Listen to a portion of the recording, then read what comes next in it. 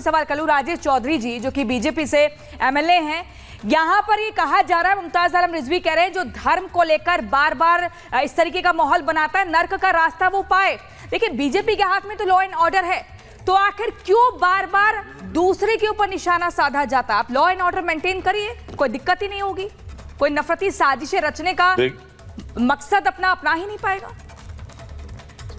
देखिए प्रियंका जी, होली प्रेम का त्योहार है और हम सब तो ब्रजवासी हैं। ब्रज में बड़े प्रेम पूर्वक और पवित्रता के साथ हम होली मनाने का काम करते हैं जी।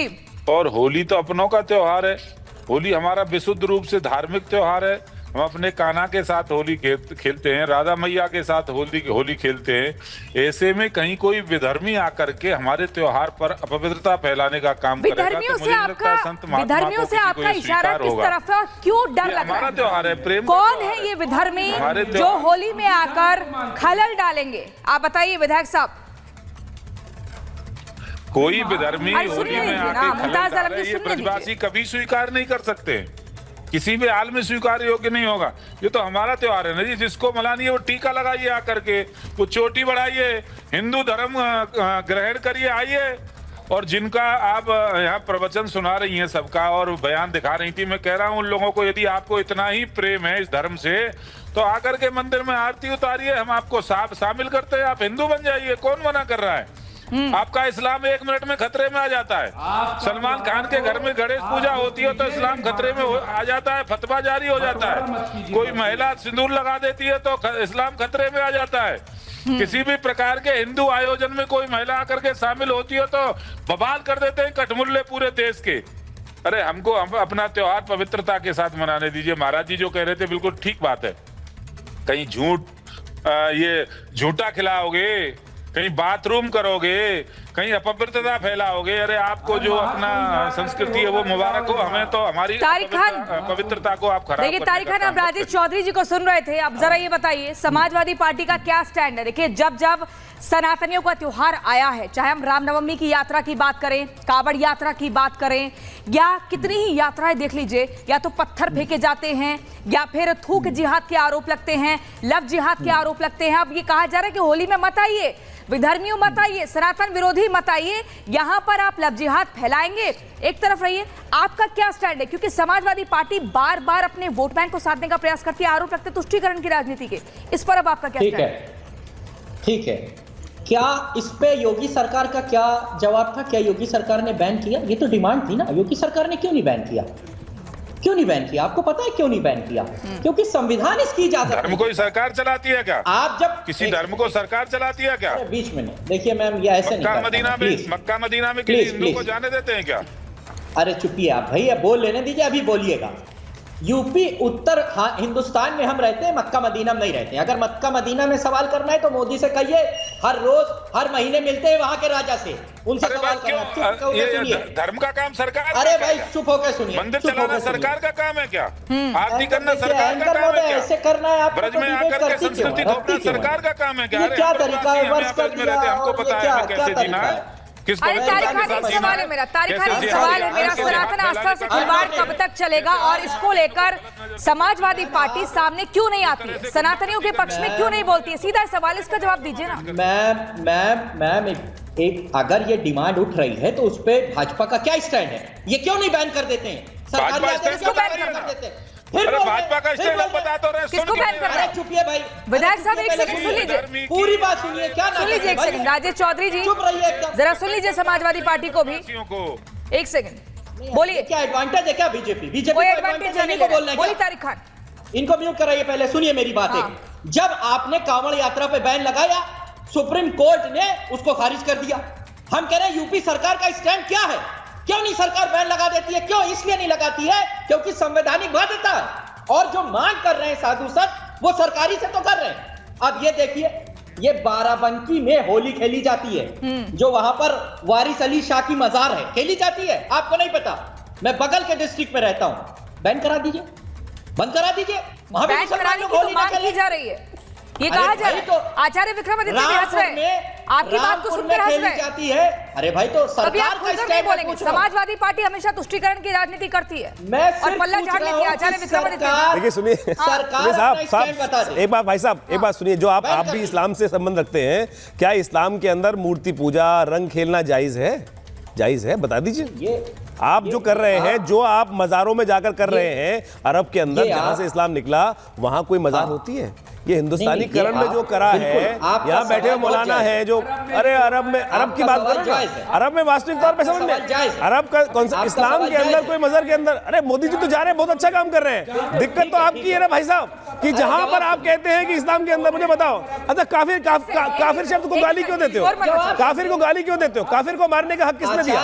काफिर को मारने का हक किसने दिया? कहां दिया? बताऊं? आयत बताऊं? आयत बता देता हूँ। ठीक है, आयत बता मेहमानों के पास भी जाना है, मुझे बाकी मेहमानों के पास भी जाना है। आयत बता देता हूँ। परवेज चौधरी जी, ठीक है, काफिर दिखाई दे, बिल्कुल जायज है, कतला जायज है। अच्छा तो आप कुरान पाक की कसम खा लो। मैं कह रहा हूं कुरान पाक की कसम खा लो।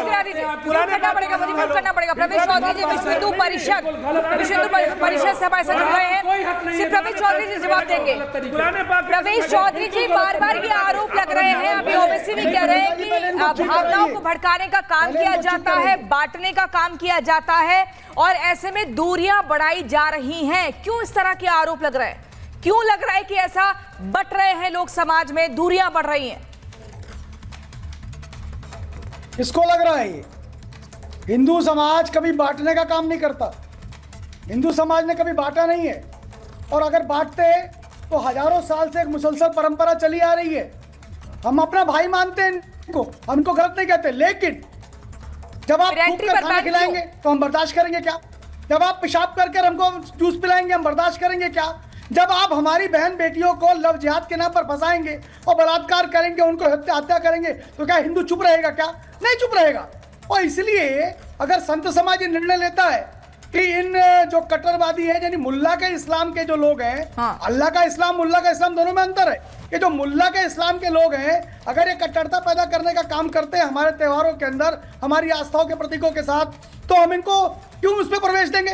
तो प्रवेश नहीं देना चाहिए। अगर प्रवेश दिया होता तो अभी कुंभ देखिए कितना अच्छा संपन्न हो गया, वहां कितनी दिक्कतें होती, लेकिन वो अच्छे से संपन्न हुआ। सैयद जवाद जी से मैं जरा इसका जवाब ले रही हूँ। सैयद जवाद जी बताइए, एक सेकंड, मुमताज आलम जी, सैयद जवाद जी, ठीक है, सैयद जवाद जी जरा ये बताइए, आप लोगों को प्रमाण तो देना पड़ेगा ना, इसलिए बार बार सवाल उठता है, आप लोगों को प्रमाण देना पड़ेगा। क्यों खाने पीने की चीजों में इस तरीके से बोला जा रहा है कि मूत्र जिहाद हो जाता है, पेशाब जिहाद हो जाता है, लव जिहाद हो जाता है, लड़कियों को फंसाने का प्रयास किया जाता है, लालच दिया जाता है, धर्मांतरण का दबाव बनाया जाता है। जब इतनी सारी घटनाएं हो जाएंगी तो फिर सनातनी और साधु संत तो डरेंगे ना। प्रमाण तो आपको देना पड़ेगा कि हम सब एक है, हम भी आपके त्योहारों में एकदम आपके साथ मिलकर कदम से कदम मिलाकर चलेंगे। मुंह खोलने का जो मौका है वो आप ही दे रहे हैं।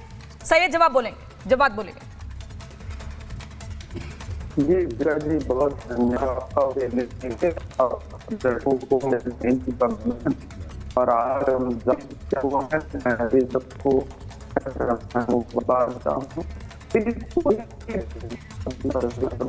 आवाज है कुछ, आपकी आवाज ठीक से नहीं आ रही, कुछ तकनीकी दिक्कत है। मुमताज आलम रिजवी, इसका जवाब मैं चाहूंगी कि आप दें। नहीं, देखिए ये बिल्कुल गलत प्रोपेगेंडा है, गलत बातें हैं। मैं बार बार कह रहा हूँ कि महाकुंभ, यही लोग, ये जो धर्म के ठेकेदार बन रहे हैं, जो धर्म के सौदागर बने बैठे हैं, वो ये, और आज भारत में यानी हजारों साल से आज खतरा पैदा हो गया।